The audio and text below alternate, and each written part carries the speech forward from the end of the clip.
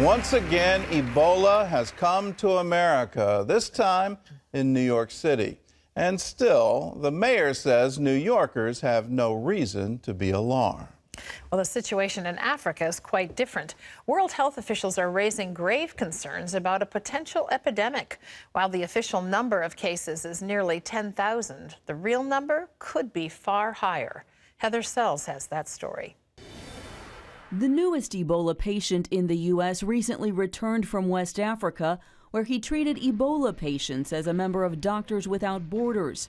On Thursday, Dr. Craig Spencer was rushed to a designated Ebola center in Manhattan after reporting a fever and diarrhea. We've been preparing for months for the threat posed by Ebola. We have clear and strong protocols which are being scrupulously followed.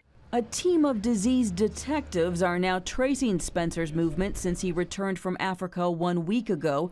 Before his diagnosis, he rode the subway, went bowling, and stopped in a restaurant. Health officials have sealed off Spencer's apartment and quarantined his fiancée and 2 friends. But they emphasize that Dr. Spencer was not contagious until he became sick.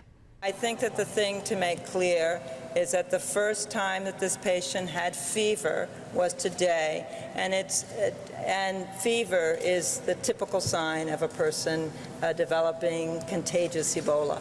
Meanwhile, new numbers from the World Health Organization indicate the current Ebola outbreak is the worst ever. At least 4,800 people have already died from the virus, and at least 9,900 cases have been recorded. But the WHO says the true numbers may be 3 times higher. Ebola has hit Liberia the hardest, with 4,600 reported cases and 2,700 deaths. And now news that more than half the treatment beds in the capital are empty. It's an unintended consequence of the government order to cremate all the bodies of Ebola victims. The order runs so contrary to Liberian customs that even more people are keeping their sick loved ones at home and increasing the risk of infection. Heather Sells, CBN News. Well, I admire all the volunteers that are going to the Ebola-stricken regions of West Africa, but when you return, please get into a voluntary quarantine program. We've done that with Operation Blessing, the workers that go to provide relief. We've even done it with CBN News for our news reporters, camera crews that go to report on the crisis. And we need to realize you're exposing people needlessly. Just put yourself into a 21-day quarantine. That's what the Center for Disease Control says is the period that you'll either have symptoms or you'll be completely disease-free. But we need to stop the spread, and that starts with the healthcare workers who are the most at risk for contracting it. We need to voluntarily quarantine so that others aren't exposed to this disease. Well, in other news, the Islamic group Boko Haram has reportedly kidnapped 60 more young women in Nigeria. John Jessup has that story from our CBN News Bureau in Washington. John?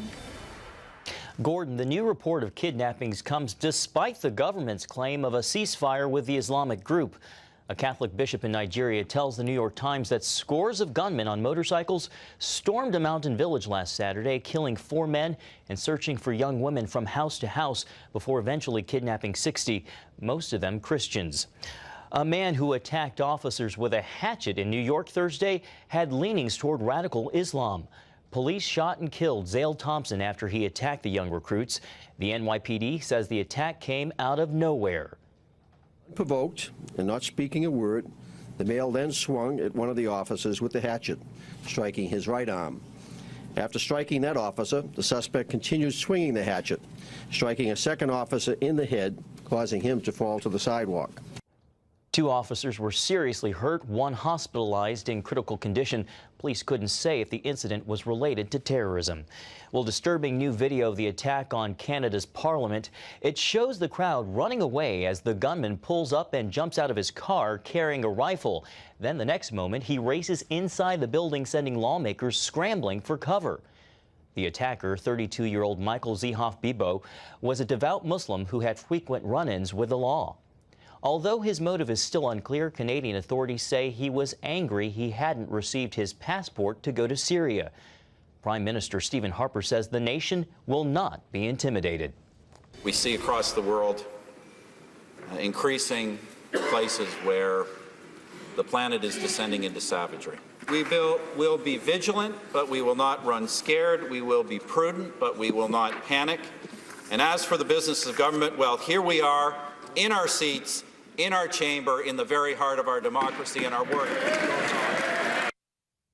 Bibeau had made several visits to the U.S., most recently last year when authorities say he had already become radicalized. Well, each week, 5 people from Britain travel to Iraq or Syria to join ISIS, according to the Metropolitan Police Commissioner. Those British jihadists are one of the main reasons the UK's threat level remains at severe. Caitlin Burke brings us that story from London. In the UK, a severe threat is the 4th highest of 5 levels. It means an attack is likely, but not imminent. Here on the streets of London, business goes on as usual. As you can see, the terror threat level isn't keeping anyone away, and locals say that for the most part, everything feels normal. We know it's a risk, we know it can be out there, but people are determined to live their lives, I think, and just not have it interfere with their lives. Certainly it doesn't seem to be affecting life here in London that much right now. It's been quite a while since we've actually had a terrorist attack, so most people are vigilant, but it doesn't really affect their day-to-day lives. Authorities say security services are very good at stopping attacks from happening, and Britain shouldn't overestimate the terror threat. But they warn against complacency.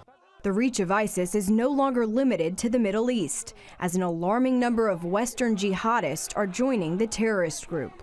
Well, there's about 500 to 600 Britons, mostly British Muslims, who've gone over to join ISIS and have declared allegiance for them. Professor Alan Johnson is a former advisor to the Home Office on Islamic extremism and radicalization.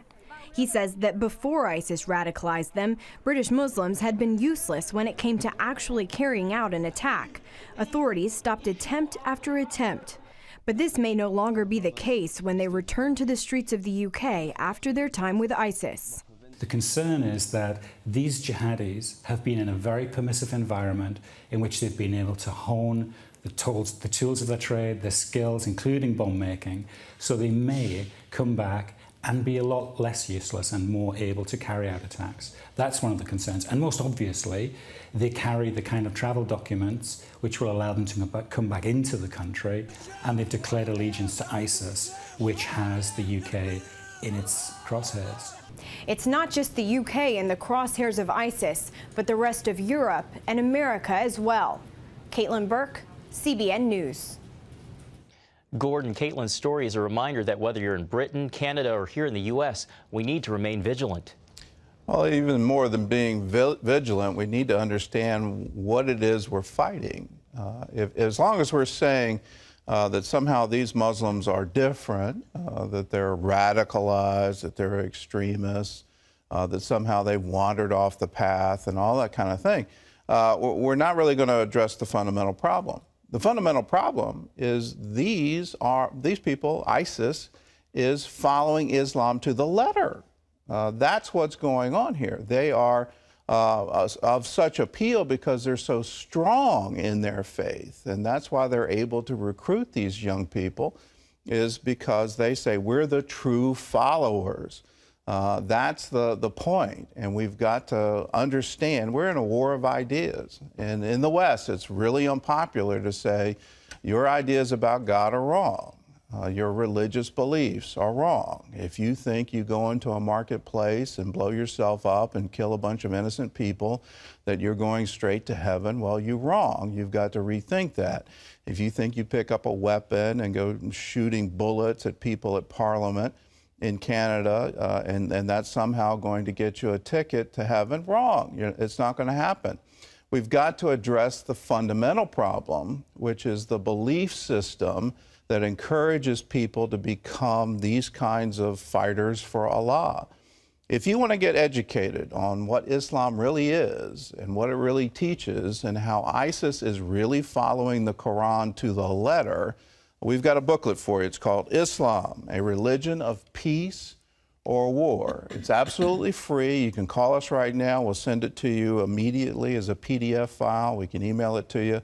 We can send you a printed copy if you want as well. Just give us your address. Call us, 759-0700, or you can just log on to cbn.com, and there's a way you can get the free download. Do it now. Get educated on this war of ideas that we're in, and we need to find ways to convince them that their ideas about God and about the path to heaven are completely wrong. A federal judge has dismissed 2 lawsuits filed by conservative groups against the IRS for targeting Tea Party and conservative groups by delaying their tax-exempt status. The judge ruled the agency has ended its targeting, so the suit has no basis. The American Center for Law and Justice plans to appeal that decision.